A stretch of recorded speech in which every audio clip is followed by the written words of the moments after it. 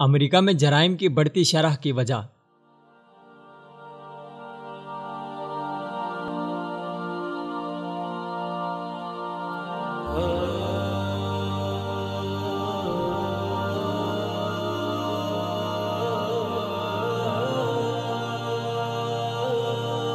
4 اشروں کے اعداد و شمار پر مشتمل ایک تحقیق کے مطابق امریکہ میں تارکین وطن کی آمد اور رہائش کا امریکہ میں بڑھتے جرائم سے کوئی تعلق نہیں، جبکہ ٹرمپ انتظامیہ نے امریکہ میں موجود غیر امریکی شہریوں کے جرائم پر مبنی ہفتہ وار لسٹ شائع کرنے کا عندیہ دیا ہے، جس سے ظاہر ہوگا کہ امریکہ میں پناہ گزین، مہاجرین اور تارکین وطن بڑھتے جرائم کا سبب ہیں۔ نیو یارک کی یونیورسٹی آف بفلو نے 1970 سے 2010 کے دوران امریکی شہریوں کی مردم شماری کے اعداد و شمار اور جرائم کی رپورٹس کو کھنگالا اور یہ کہا کہ ان کے پاس مضبوط شواہد ہیں جس سے یہ نتیجہ اخذ کیا جا سکتا ہے کہ امیگریشن کا جرائم کی بڑھتی شرح سے کوئی تعلق نہیں، اور چوری، ڈاکہ، لوٹ مار اور قتل و غارت کے جرائم مہاجرین کی رہائشی بستیوں میں کم ہیں، جبکہ ادھر ٹرمپ انہیں امریکی قومی سلامتی کے لیے سب سے بڑا خطرہ سمجھ رہا ہے۔ ہیومن رائٹس واچ کے مطابق ڈونلڈ ٹرمپ ایک نفسیاتی بیماری زینوفوبیا کا شکار ہے، جس کا مریض اجنبیوں سے نفرت کے مرض میں مبتلا ہو جاتا ہے۔ کچھ سابقہ تحقیقات یہ ثابت کر چکی ہیں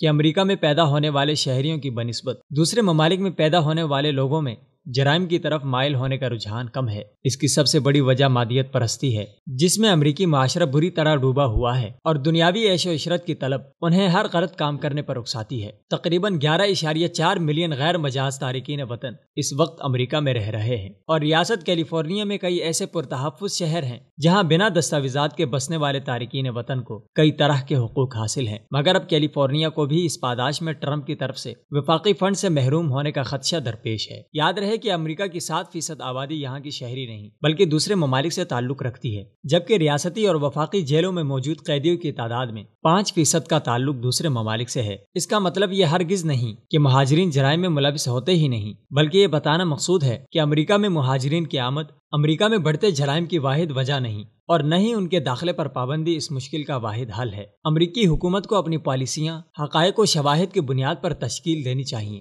نہ کہ بے بنیاد دعووں اور نظریات پر جو ایک مخصوص طبقے کی بلا وجہ مجرموں کی فہرست میں جگہ بنا دیں۔